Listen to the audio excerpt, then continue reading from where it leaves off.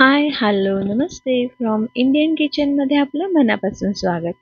कोजागिरी पौर्णिमा येते आहे आणि त्यासाठी आपण बनवणार आहोत कोजागिरी स्पेशल मसाला दूध आणि त्याकरता लागणारा मसाला कसा करायचा हेही आपण आजच्या आपल्या व्हिडिओमध्ये बघणार आहोत. तर छान घरच्या घरी असा दुधाचा मसाला बनवून आपण दूध करणार आहोत. त्यासाठी आपण इथे घेतलेले आहेत 10 ते 12 बदाम, 10 ते 12 काजू, 7-8 पिस्ता, काळी मिरी पूड, जायफळ पूड, इथे आपण घेतलेले आहे वेलचीचे दाणे, हळद आणि केशराच्या काही काड्या, थोडंसं जायफळ. हे यातलं काही साहित्य आहे जे आपण भाजून घेणार आहोत. जसं इथे आपण घेणार आहोत बदाम, त्यानंतर काजू आणि पिस्ता. हे आपण सगळं भाजून घेणार आहोत. आपल्याला याला इतकं भाजायचं आहे की यातलं फक्त मॉइश्चर जायला हवं. असा त्याचा जो उलसरपणा असतो तो आपल्याला इथे काढून टाकायचा आहे. याला खूप भाजायचं नाहीये, फक्त त्यातलं थोडंसं जे पाण्याचं प्रमाण आहे ते आपल्याला कमी करून घ्यायचं आहे, जेणेकरून आपण हे दुधात टाकल्यानंतर याचा छान फ्लेवर येईल आणि हे खूप असे मऊ पडणार नाहीत. एवढं आपल्याला याला छान भाजून घ्यायचं आहे आणि हे सगळं एकत्र भाजून घेणार आहोत. भाजून झाल्यावर याला थोडंसं गार करून घ्यायचं आहे. तर हे गार होतं आहे तोपर्यंत आपण एका साईडला दूध गरम करायला ठेवणार आहोत. इथे आपण साधारण 1 लिटर दुधाचं मसाला दूध बनवत आहोत.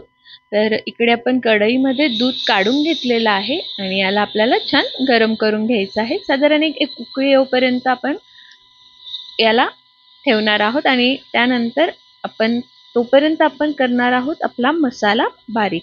तर आपण हे जे भाजून घेतलेलं होतं ते आपण यामध्ये काढून घेणार आहोत आणि यानंतर इथे वेलचीचे दाणे मी काढून घेतलेले आहेत. तर यातले मी निम्म्याला थोडे वर असे वेलचीचे दाणे यामध्ये टाकते आणि हे उरलेले दाणे आपण वरून दुधात टाकणार आहोत.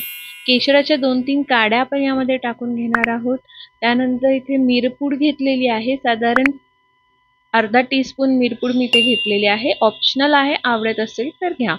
त्यानंतर सुंठ पावडर आपण यामध्ये टाकून घेतलेली आहे अर्धा टीस्पून आणि हळद आपण यामध्ये दळताना देखील टाकू शकतो किंवा तुम्हाला हवं असेल तर तुम्ही वरून दुधात देखील टाकू शकतात. दळताना मुद्दाम टाकली नाहीये, काही वेळेला आपल्याला उपवासाला जर हा मसाला वापरायचा असेल तर आपण हळद वापरत नाही म्हणून. आता तुम्ही इथे बघू शकतात आपण हे पल्स मोडवर बारीक करून घेतलेलं आहे. जाडसर आपण याला ठेवलेलं आहे. मध्ये मध्ये याचे जे आपले ड्रायफ्रुट्सचे तुकडे आहेत हे राहतील या पद्धतीने. तुम्ही बघा इथे दुधाला उकळी आलेली आहे. साधारण आपल्याला दूध 4 ते 5 मिनिटं आपल्याला हे उकळून घ्यायचं आहे. जास्त आपल्याला उकळवायचं नाहीये, कारण कोजागिरीचं जे दूध असतं ते असं खूप घट्टही नसतं बासुंदीसारखं आणि खूप आपल्याला याला पातळही ठेवायचं नाहीये. त्याकरता आपण एक 4 ते 5 मिनिटं याला छान उकळवून घेणार आहोत आणि 4 ते 5 मिनिटं उकळून झाल्यानंतर आपल्याला यामध्ये पुढची प्रोसेस करायची आहे.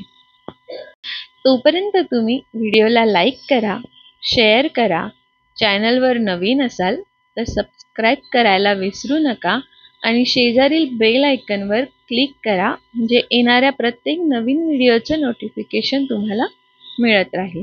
तर इथे आपलं 4 ते 5 मिनिटं झालेले आहे. दूध छान उकळलेलं आहे. मी गॅस बारीक केला आहे आणि आपण यामध्ये टाकणार आहोत साखर.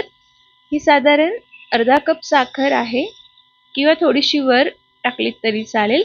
दुधाची गोडी तुम्ही तुमच्या अंदाजाने कमी जास्त करू शकता, पण 1 लिटरसाठी अर्धा ते पाऊण कप साखर पुरेशी होते. याला आपल्याला छान हलवून घ्यायचं आहे. साखर टाकल्यानंतर दूध थोडंसं परत पातळ होतं. 1-2 मिनिटं फक्त आपल्याला याला हलवून साखर विरघळेपर्यंत आपण याला हलवून घेणार आहोत आणि यानंतर आपण यामध्ये टाकणार आहोत हळद. हळद आपण अगदी 2 चुटकी हळद इथे वापरणार आहोत. अगदी थोडीशी हळद आपल्याला यामध्ये टाकायची आहे, थोडीशी रंगाकरता. आणि हळद ही अँटीबायोटिक असते, त्यामुळे दुधात टाकून जर आपण ही घेतली तर दूध बाधतही नाही आणि चांगली असते. त्यानंतर यामध्ये टाकलेले आहेत केशराच्या 2-3 काड्या, ठेवलेलं आपण जे वेलचीचे दाणे होते ते, आणि आता यामध्ये आपण टाकणार आहोत बारीक करून घेतलेला मसाला. तर 1 लिटर दुधासाठी 3 ते 4 मसाला मोठा पोहे खायचा जो चमचा असतो तो भरून आपण यामध्ये टाकणार आहोत. हा पुरेसा होतो. आणि यामध्ये आपल्याला आता किसायचं आहे जायफळ. जायफळ अगदी थोडंसं आपण यामध्ये टाकणार आहोत चवीपुरतं. अगदी एकदा दोनदा असं किसलं की जेवढं पडेल तेवढं पुरेसं आहे. जास्त टाकलं तर तेही चांगलं नाही, याने झोप येण्याची शक्यता असते. फक्त चवीपुरतं आपण यामध्ये जायफळ टाकलेलं आहे. तर ह्याला छान सगळं एकत्र करून घ्यायचं आहे आणि मोजून 2 ते 3 मिनिटासाठी आपल्याला दूध उकळवून घ्यायचं आहे. जास्त आता आपल्याला इथे उकळवायचं नाही आहे. मी म्हटलं जसं की कोजागिरीचं दूध खूप घट्ट नसतं आणि मसाल्याने याला छान चव येते, थोडासा दाटसरपणा येतो. अजून एक विकतचा जो मसाला असतो त्यामध्ये मिल्क पावडर असते. तुम्हाला जर आवडत असेल तर तुम्ही यामध्ये साधारण 1 टेबलस्पून मिल्क पावडर ॲड करू शकतात, पण मला गरज वाटत नाही म्हणून मी यामध्ये टाकलेली नाही. छान आपलं घरचं दूध बनवत आहोत त्यामुळे मी यामध्ये मिल्क पावडर टाकलेली नाही. पण आपण जो बाजारातून मसाला आणतो त्यामध्ये असते. तर हे 2 मिनिटं उकळवून झालेलं आहे. तुम्ही ते बघू शकाल, रंगही छान आलेला आहे. आणि आता मी गॅस बंद करून घेतलेला आहे. आपलं दूध सर्विंग बाउलमध्ये, सर्विंग ग्लासमध्ये काढण्यासाठी तयार आहे. आणि हे मी या पद्धतीने ग्लास भरून घेत आहे. तुम्हाला आवडेल तसं तुम्ही हे सर्व करू शकतात. इथे आपलं कोजागिरी स्पेशल दूध तयार आहे. छान याला सजवून घ्या. कोजागिरीला मस्त दुधाचा नैवेद्य दाखवा आणि सगळ्यांना छान हे आयुर्वेदिक असं मस्त पौष्टिक घरचा मसाला वापरून केलेलं दूध सर्व करा. आवडलं तर लाईक करा.